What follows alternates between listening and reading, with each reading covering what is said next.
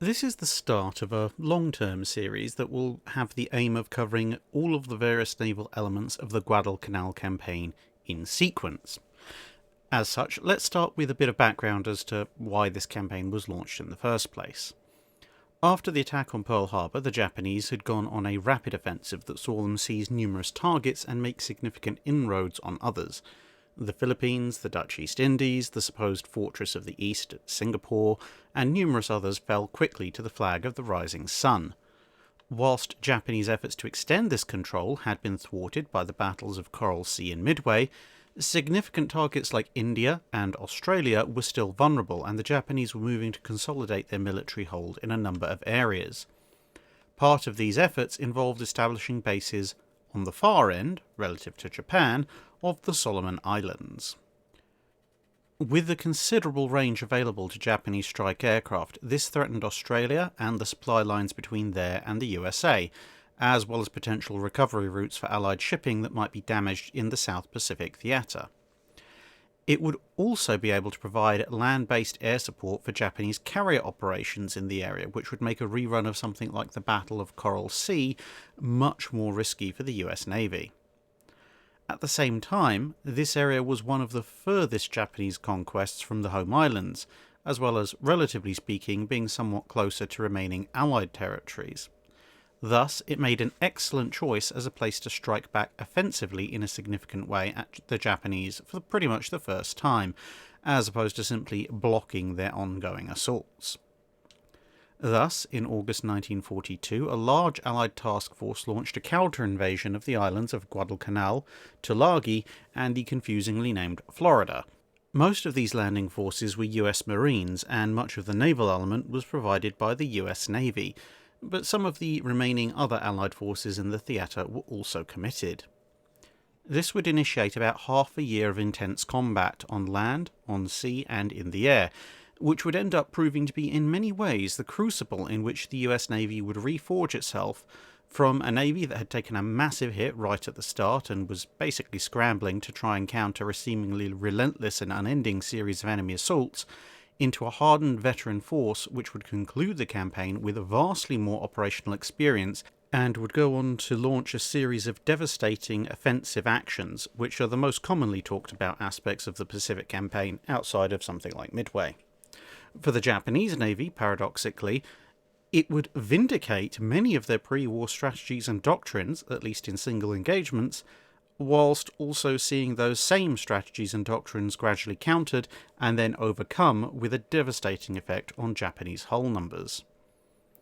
The US Navy was still suffering from significant issues with regards to the supply of fuel to its ships at sea, and so despite the availability of a number of battleships, the only vessel of this type present was USS North Carolina, the other capital ship elements of the fleet consisting of the carriers USS Saratoga, which had recently completed repairs after being hit by a Japanese submarine, USS Enterprise, which had just finished replenishing her air groups after the Battle of Midway, and USS Wasp, which had been operating in the Atlantic since, similar to USS Ranger, its more vulnerable design was not seen as ideal for frontline combat operations.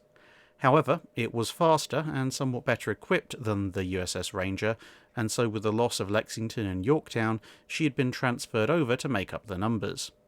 The US Navy's other operational fleet carrier at this point, Hornet, was having minor damage patched up, along with having new systems such as improved anti-aircraft guns and radar fitted, and so was not available. In the absence of battleships in general, gunfire support and close protection for the assault would be provided by a group of cruisers, destroyers, and minesweepers under Rear Admiral Victor Crutchley, Royal Navy, with the force itself mainly made up of US Navy ships by numbers, although 2 Australian heavy cruisers, the Australia and Canberra, and 1 light cruiser, the Hobart, were also included, which represented a major fleet commitment by the Royal Australian Navy. Whilst the landing started well, helped in no small part by a significant element of surprise, just off the other end of the Solomon Islands was the relatively major Japanese base of Rabaul, from which aircraft were duly sent in response. These counterattacks resulted in losses and damage on both sides, but failed to prevent the landings from proceeding. It was at this point Admiral Fletcher elected to pull his carriers back ostensibly for refuelling. This has been criticised by some, but there were a number of valid reasons for this approach.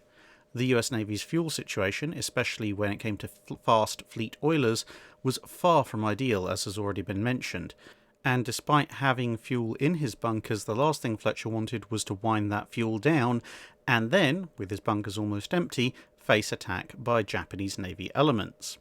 In addition, his carriers were down by almost 24 fighters, either lost or too badly damaged to be made serviceable again. This removed almost 25% of his fighter force from the equation, which would leave his ships vulnerable to further airstrikes from land or from a potential Japanese carrier counterattack. Midway had shown on both sides the vital role of fighters not just in escorting strikes in, but also critically in defending carriers whilst under attack, even if it was only breaking up the attacks rather than shooting down incoming aircraft. And whilst he had the same number of hulls as the US Navy had enjoyed at Midway, he knew that Saratoga was nowhere near as good at dodging the incoming attacks as other carriers due to its battlecruiser origins, as had been proven by her sister ship Lexington at Coral Sea, and Wasp would be extremely vulnerable to almost any hit. Unlike Yorktown at Coral Sea, Wasp would probably go up in flames at the first sign of major battle damage. You also had to factor in that if the Imperial Japanese Navy did gather all of its carriers for a counterattack, at least on paper, they had considerably more to play with. Even with the losses at Midway, the large and powerful Shokaku and Zuikaku were still operational, along with the smaller Rugio and Zuiho, as well as a number of newly converted carriers, some of fairly substantial size, whose exact operational status and location was somewhat unclear. But in any case, the carriers were gone, and in their absence, Rear Admiral Turner, in charge of the landing forces and their escorts, which included Crutchley's screening force, decided to unload as much of the remaining material that was aboard those ships as possible, and then likewise withdraw. This was complicated by a number of factors, not the least of which was that the port facilities available amounted to precisely nothing, and everything was having to be manually unloaded from the transports into small boats, which were then launched, made their way to the beach, had to be unloaded by hand, the boats then having to be returned, hauled back up again, and the process started all over again. The sheer amount of supplies, combined with some poor inter-service communication, didn't really help matters. Crutchley's screening and support force would therefore have to secure the area against enemy intrusion until the transports could withdraw, then screen the landings themselves until the carriers and other ships could return, if they weren't pulled away with the transports as well.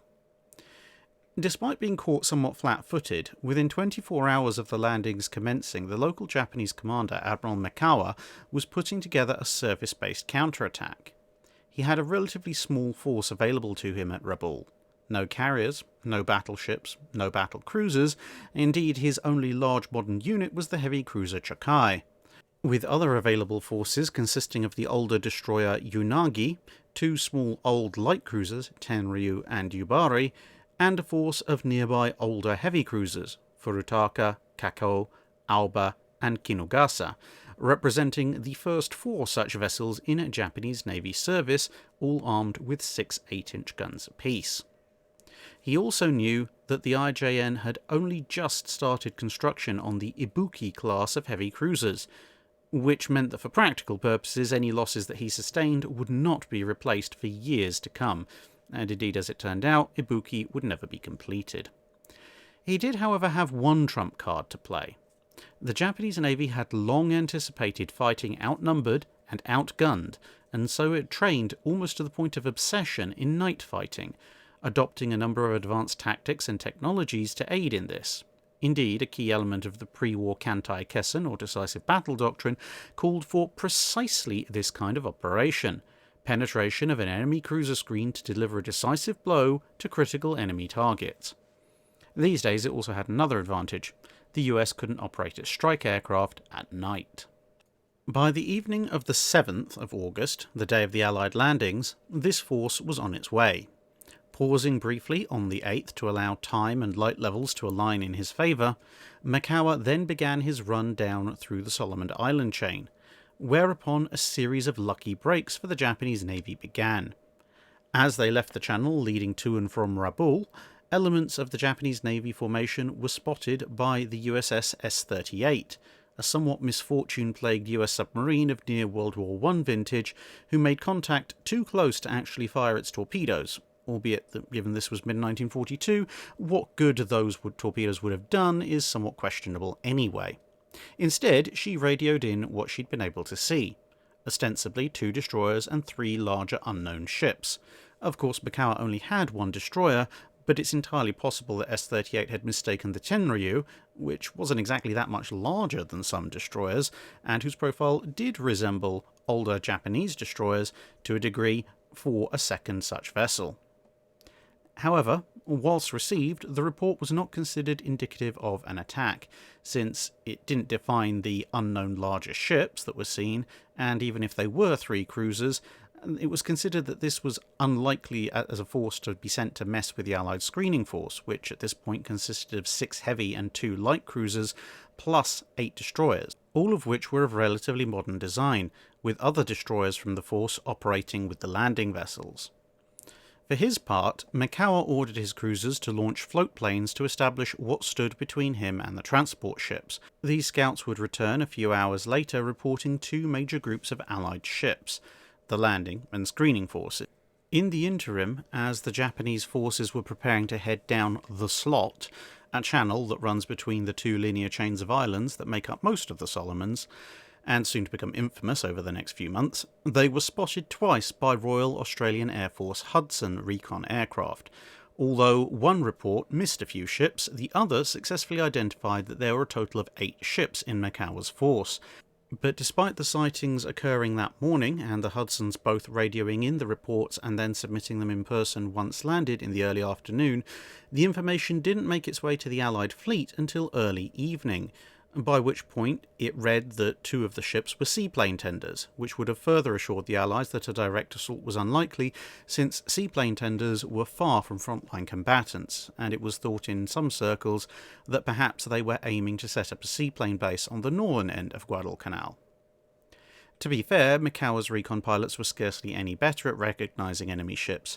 Their reports claimed that at Guadalcanal itself there were 15 transports, a battleship, 4 cruisers, 7 destroyers, and an auxiliary carrier, whatever that means, whilst off Tulagi they claimed to spot 2 heavy cruisers, 12 destroyers, and paradoxically 3 transports.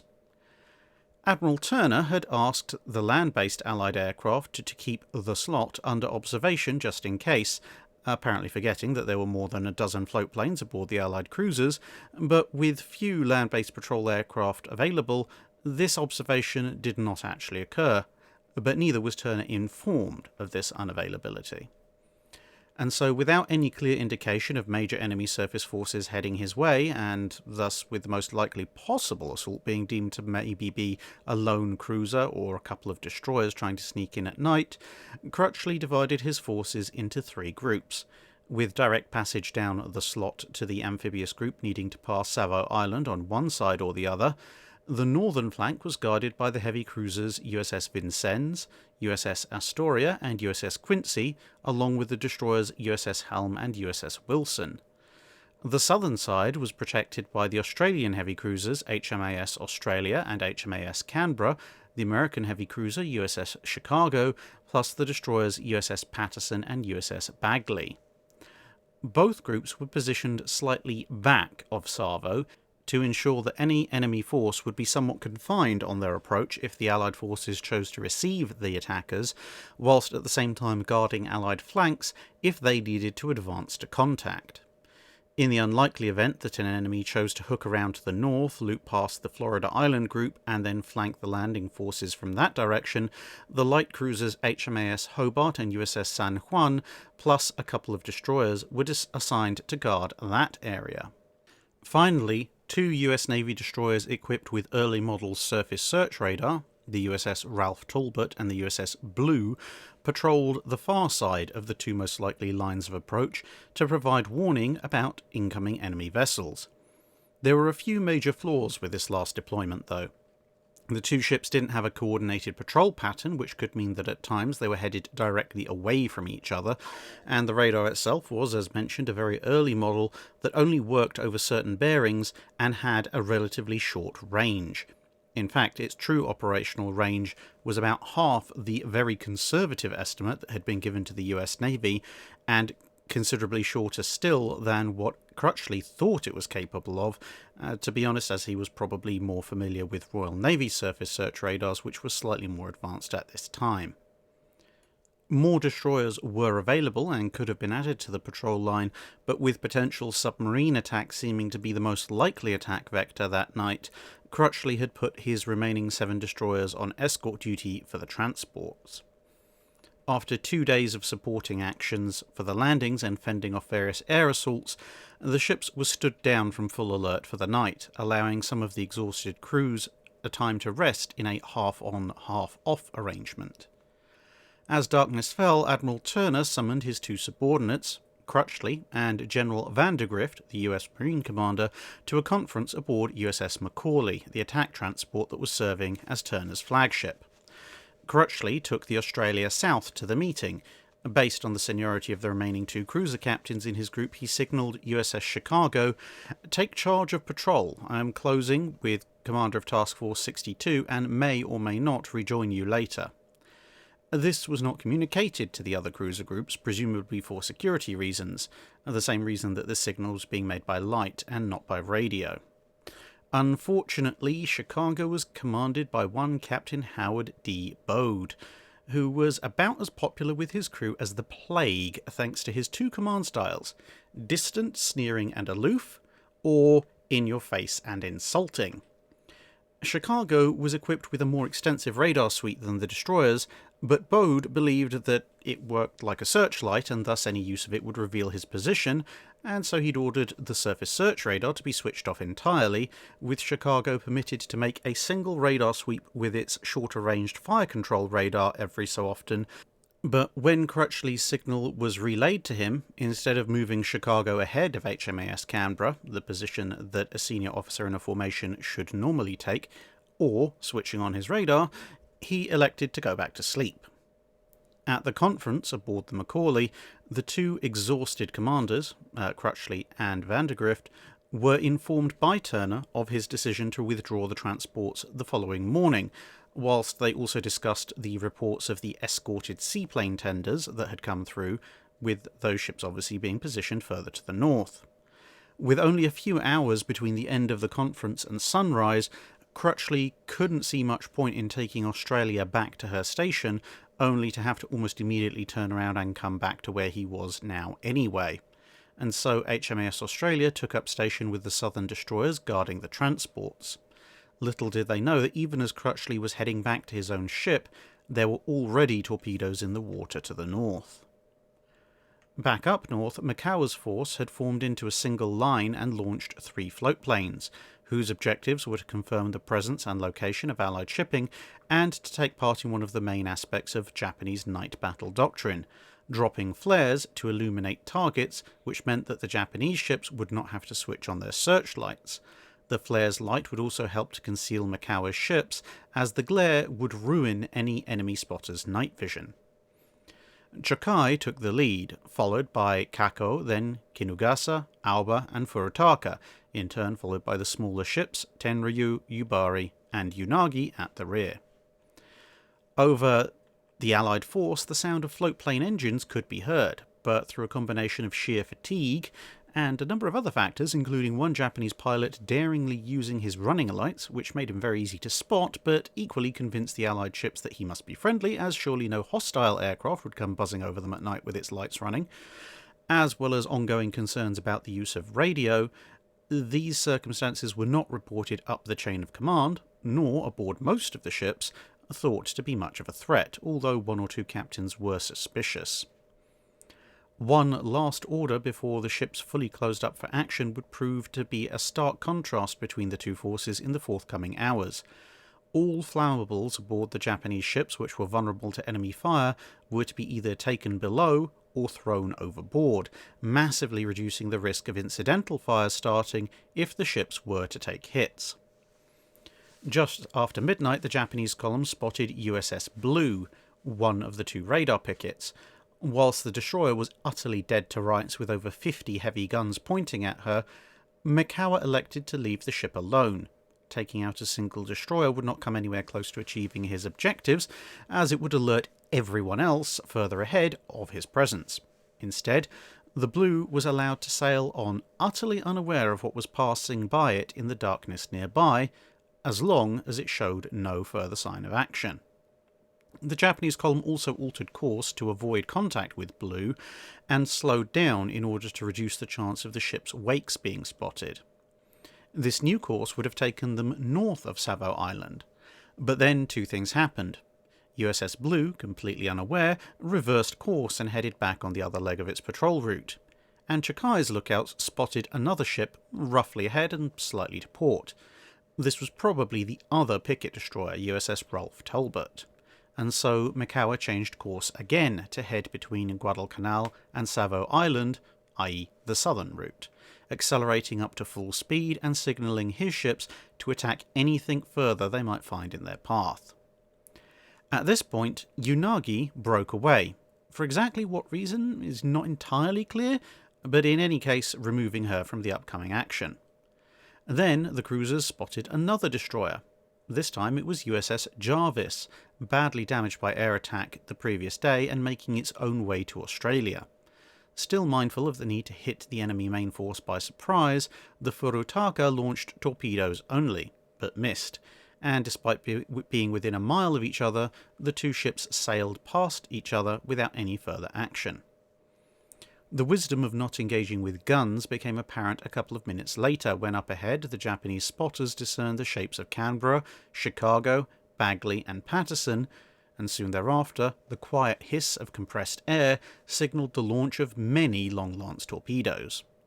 The guns of the Japanese ships trained on the unaware Allied southern force even as they followed Chakai in a swing to port. This allowed them to bring their broadsides to bear, whilst also heading for the other major Allied cruiser force, which Chakai had just spotted. At a range of less than 4 miles, the captain suspicious due to the earlier aircraft noises, the crew of USS Patterson spotted some of the Japanese ships and immediately started signalling a warning by both radio and signal lamp, whilst accelerating to battle speed and lobbing star shells at the targets. Now everything seemed to happen at once. Seeing that the enemy was aware of the situation, the float planes overhead began to drop flares. Canberra came alive almost instantly, speeding up and swinging to starboard to position itself between the attackers and the most direct line to the transports, and her 4 twin turrets began to swing to port, taking aim at the Japanese cruisers. Further back from the action, the destroyer Bagley swung about and lobbed 4 torpedoes downrange, whilst astern the Chicago began to come up to speed and turned to port, ostensibly to get a better broadside going, but it was all too little and too late. Canberra was just sighting its guns in when Chakai and Furutaka opened fire, followed quickly by Alba and Kako. Under a barrage of pre-aimed gunfire, the Canberra shuddered as 24 hits smashed into the ship, knocking out every single boiler and with them all power, smashing the bridge and killing many of the senior officers, including her captain, and starting multiple fires. To add insult to injury, it's quite likely that one or more of Bagley's torpedoes blew holes in her starboard side, as by the time the ship glided to a dead halt, unlit except for the flickering lights of the flames, she had a heavy list to starboard, her unengaged side. And pumping out the flooding and putting out the fires was made almost impossible with the loss of the ship's power supply, and what was left of the crew was forced to rely on whatever manual or self-powered pumps they could get their hands on. Chicago had been pumping its own star shells downrange, but the phosphorus in most of them refused to ignite. In return, 2 torpedoes and a shell slammed into her. One of the long lances failed to detonate, but the other one blew away part of the ship's bow with an explosion that was violent enough to wreck the main fire control system, whilst the shell hit took out a chunk of the mainmast, killing some and wounding more. Some of the 5-inch guns got fed up with the failing star shells and opened a brief fire using conventional rounds, possibly hitting the Tenryu, but as the damaged ship sailed on, the main battery never fired, and Bode, despite being technically in command of both the Southern Force specifically and the rest of the force in general, failed to either instruct Bagley and Patterson in what to do next, or more critically, to warn the Northern group of what was heading their way. nor was any report sent back to Crutchley, who may have been able to bring the Australia and the remaining destroyers into the latter part of the action, or at least to Canberra's aid, or he might have been able to instruct San Juan, Hobart and its 2 destroyers to join in. Instead, Chicago headed off to the west, offering even less defence to the transports than the crippled and blazing Canberra, which was at least physically in their way. Bagley did a circle after firing its torpedoes, and by the time it had come back around, the Japanese had moved on, whilst Patterson bravely tried to take on the entire Japanese column at once, receiving a shell hit for its troubles before the column vanished into the darkness as they outran it. Off to the north, Unagi had caught up with Jarvis, but the 2 destroyers traded a few shots without consequence before breaking off their fight. Acting as Mikawa had ordered, independently, the 2 lighter Japanese cruisers took an inside track, followed by Furutaka, cutting closer to Savo Island and thus allowing them to hit the northern Allied force from the west, while the rest of Mikawa's force was able to move across the south and then the eastern flanks of the same Allied cruisers. Whilst Chicago boldly rode off into the western darkness, the northern force was beginning to realise something was wrong. USS Quincy heard Patterson's warning and had gone to general quarters, although Vincennes had somehow missed the transmission. But with no information coming from the southern force, it wasn't entirely clear to Quincy's crew just why they were running to their action stations. Aboard the 3rd cruiser, Astoria, the surface search radar was picking up something closing in from the west at high speed. However, the senior officers on duty believed it to be the Rolf Talbot, and they wouldn't listen to the radar officer, eventually threatening to throw him in the brig if he didn't shut up and go away once his relief had arrived. It was only when someone spotted the glare of fires and drifting flares to the south that Astoria sounded general quarters, and even then, for a long time, an argument had been raging over whether this was a night bombardment by the southern force against land targets or something else more sinister.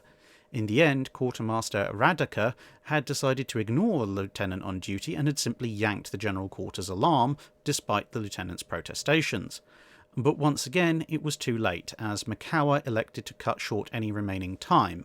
Suddenly, powerful searchlights blinded the night watchman on the US cruisers, and the seas began to erupt with spray and shell fragments. Although this action by Radaka would probably save more than a few lives, even if it wouldn't eventually save the ship. One end of the Japanese formation, in the shape of Kinugasa, was still sending a few speculative rounds into Canberra when Chikai opened fire at Astoria, whilst Alba took on Quincy and Kako engaged Vincennes. At practically the same time, alerted by the general quarters alarm, Astoria's fire control team were panning around looking for targets, spotted the Japanese ships, and opened fire themselves. Captain Greenman rushed to the bridge to find his ship firing madly into the darkness minutes after a general quarters alarm had been sounded, with poor Quartermaster Radaka in the middle of a verbal dressing down from the officer of the deck for his insubordination.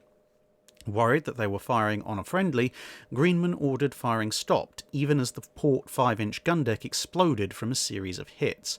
The gunnery officer high in the foremast then yelled down that 1. The ships did not have friendly profiles, and more prosaically 2. They'd pointed searchlights at them and were firing.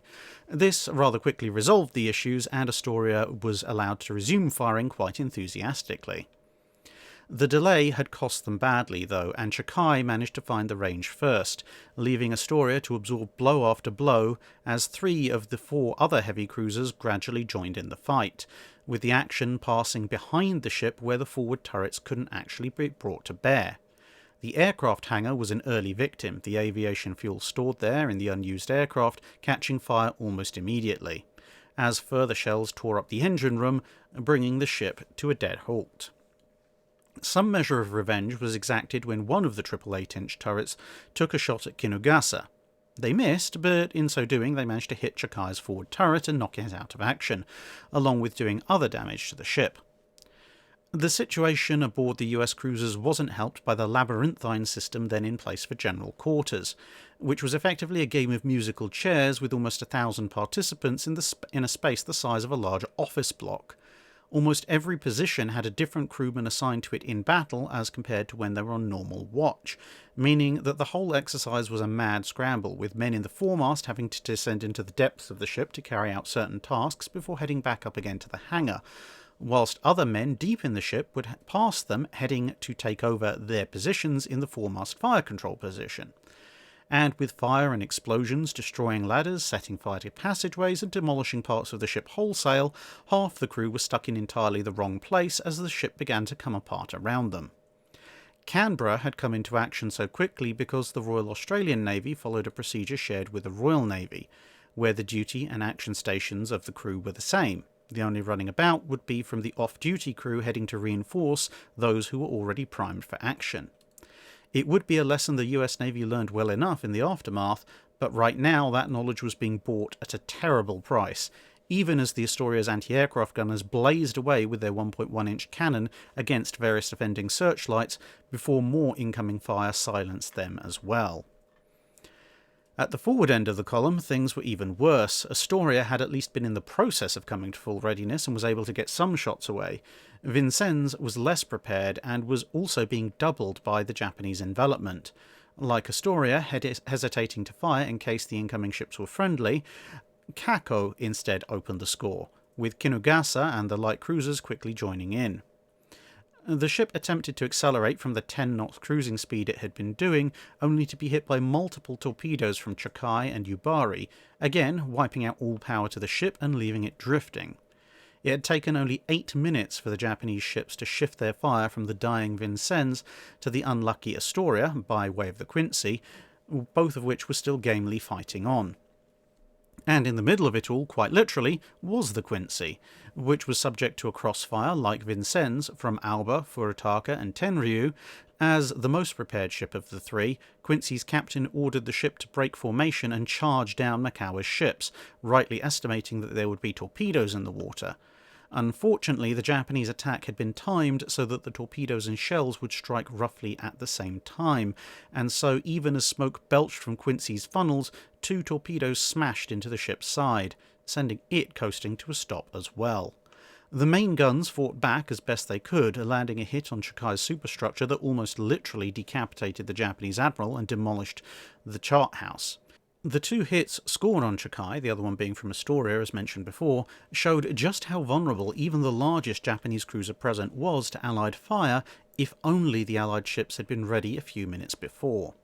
In exchange, Japanese shells quickly took apart Quincy's bridge and followed up with a 3rd torpedo for good measure. Across the formation, 6 out of the 9 triple 8-inch turrets on the US ships had been knocked out by direct hits, and aboard the Quincy, the captain's last order to the only man left standing in the flaming wreckage of the bridge was to beach the ship. But without power, and taking on water fast, there was little the surviving man could do. The 2 US destroyers, Wilson and Helm, were caught on the wrong side of the cruiser line to help, although Wilson at least had the good sense not to fire its torpedoes through friendly ships. With visual sighting ruined by the 3 piers in front of them and the bulk of Savo Island obscuring the radar return ahead of them, the 2 ships took what shots they could when they glimpsed targets. Luckily, they were about as hidden from the Japanese as the Japanese were from them, and thus they took no damage in exchange. The last victim of this rapid engagement would be the unlucky Rolf Talbot, which would take several hits as the IJN ships headed north, but would manage to duck into cover from a passing wall of rain before it was too late. The Japanese ships left scenes of utter carnage behind them, but now faced a decision. There was little to stop them going back around after the transports, but Mikawa believed the US carriers were still nearby. He could regroup, reload, head south and finish off the transports, but any enemy forces that were there now would now surely be alerted, and by the time he'd finished with them, his ships would face a run back north under the anticipated gaze of many vengeful, dauntless dive bombers. Despite some officers being willing to take the risk, Mikawa decided discretion was the better part of valour and withdrew to the north. Half an hour after the firing died away, USS Quincy dove bow first for the bottom. 10 minutes later, having capsized, Vincennes followed. Around this time, noting the distant signs of battle had faded without any report, and seeing a number of burning ships in the distance, Admiral Crutchley reached out to ascertain the situation. The reply that came back was the first message USS Chicago had actually sent during that night, reporting its own damage and that Canberra was on fire, with Patterson and Wilson trying to assist. Much of the gunfire had been witnessed by the transports and their escorts, who'd been illuminated by a speculative flare from a Japanese float plane, but without much result happening in that respect. As the pre-dawn light began to illuminate the situation, Canberra and Astoria were still afloat, although the situation wasn't helped just after 5 in the morning when Patterson spotted another ship coming in from the northwest, which promptly opened fire. Ever unhelpful, Bode and the Chicago were back. The sole upside to the encounter was that the Chicago's gunnery was so hopelessly inaccurate that Patterson, in between dodging and returning fire, luckily not with torpedoes, had time to realise exactly who it was and signal them to stand down. Despite the casualties and several large explosions, Canberra seemed to be on the way to being saved when an order from Turner came in. If the ship wasn't able to get underway at 06:30, just over an hour away, then it was to be scuttled. Whilst salvation may have been possible, it wasn't possible that fast, and 2 of the relief destroyers, the Selfridge and Ellet, were ordered to finish it off once the survivors were removed. In the end, it took hundreds of 5-inch shells and 5 torpedoes to send Canberra to the depths, perhaps indicating that she had in fact still got a lot of reserve buoyancy available and could have been salvaged. Almost as the smoke cleared, the Marines indicated that they needed more time to unload anyway, and so the withdrawal deadline of 06:30 passed without a withdrawal, making the loss of Canberra probably entirely unnecessary.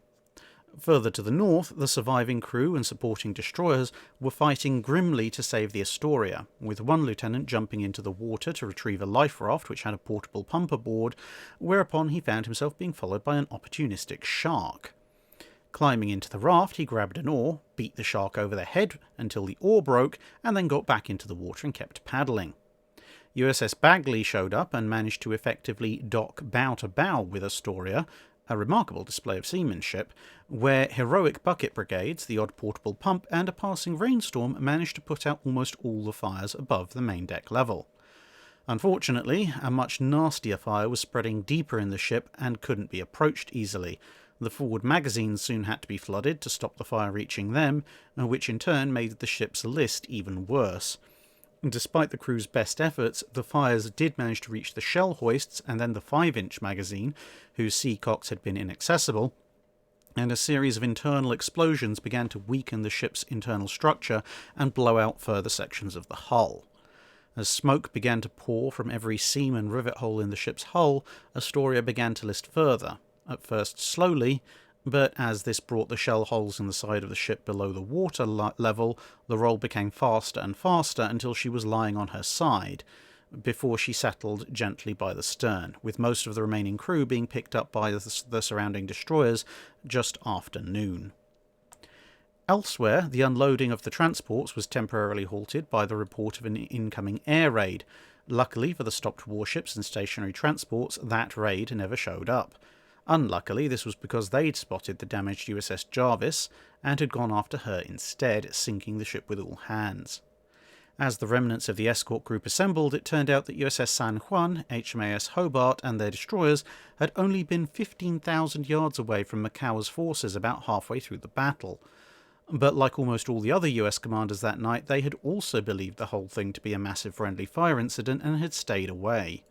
What might have happened had the 2 fast-firing light cruisers, both equipped with modern search, radar, and torpedoes, blindsided Makawa in the middle of the Northern Group's firefight, will remain one of those great unanswered questions of history. A last note to the action came that evening, when the heavy cruiser Kako was torpedoed and sunk by USS S-44 when she was almost home, in a rare instance of a 1942-era US torpedo actually working. The outcomes of the battle were numerous. Calls for larger warships such as USS South Dakota and USS Washington to be deployed to the theatre grew strong, and Admiral King promised to send them in. Makawa, on the other hand, received praise from his victory from Admiral Yamamoto, but would then be criticised by his colleagues for not taking out the transports, as hindsight kicked in and it was realised that the US carriers weren't actually there. Ultimately, he would be replaced toward the end of the Guadalcanal Campaign, but we will run into him a few more times before then. Captain Bode, being both alive and without his ship having gone down fighting, or indeed having done much of anything, would be heavily criticised, somewhat rightfully, in the forthcoming investigation, albeit that, even given his actions, he probably got a bit more flack in that report than was strictly necessary. He would take this badly, shooting himself fatally in 1943 after learning the likely outcome of the review. Crutchley would remain with the Royal Australian Navy in the Pacific Theatre for several more years and go on to survive longer than almost any other World War II admiral, reaching the grand old age of 92 before passing away in 1986. The more immediate results were that Allied forces on the ground had to be resupplied by convoy under air cover, somewhat ironically running mainly in the daytime when Allied aircraft could be aloft, as opposed to the Japanese Navy who had to make their supply runs at night for exactly the same reason. Wide-ranging changes were also recommended in the US Navy, including to the system of general quarters, as well as recommending the addition of backup diesel generators and more robust water mains to be installed in older ships, and for the disposal of flammable materials in areas of danger to be made mandatory. The attitude in the US Navy would also need to be addressed. To quote Admiral Turner, "The Navy was still obsessed with a strong feeling of technical and mental superiority over the enemy. In spite of ample evidence as to the enemy capabilities, most of our officers and men despised the enemy and felt themselves sure victors in all encounters under any circumstances. The net result of all this was a fatal lethargy of mind which induced a confidence without readiness, and a routine acceptance of outworn peacetime standards of conduct. I believe that this psychological factor, as a cause of our defeat, was even more important than the element of surprise." And to be honest, it's hard to disagree with him, considering that, at least for the Northern Group, taking the Japanese seriously as an opponent would likely have meant that they wouldn't have considered the flashes and fires from the south to be the result of a weird nighttime shore bombardment, and probably brought themselves to readiness, and even if they hadn't, then at least they wouldn't have thought that the whole thing was a massive friendly fire incident, because of course the Japanese couldn't possibly be doing anything as daring as attacking at night. This probably would have also brought San Juan, Hobart and its destroyers into the mix, with the potential consequences that could have tipped the battle, if not necessarily entirely in the Allies' favour, then at least pushing more towards a score draw. Some of these changes would take some time to implement, but time marched on without respite, and within a couple of weeks Admiral Fletcher would be facing the next major naval combat of the campaign. Exactly the one he'd actually been worried about, for bearing down on Guadalcanal came the Shikaku, Zuikaku and Rugio, at the head of an invasion force designed to drive the Allies back into the sea. But that's a story for another time. That's it for this video. Thanks for watching. If you have a comment or suggestion for a ship to review, let us know in the comments below. Don't forget to comment on the pinned post for dry dock questions.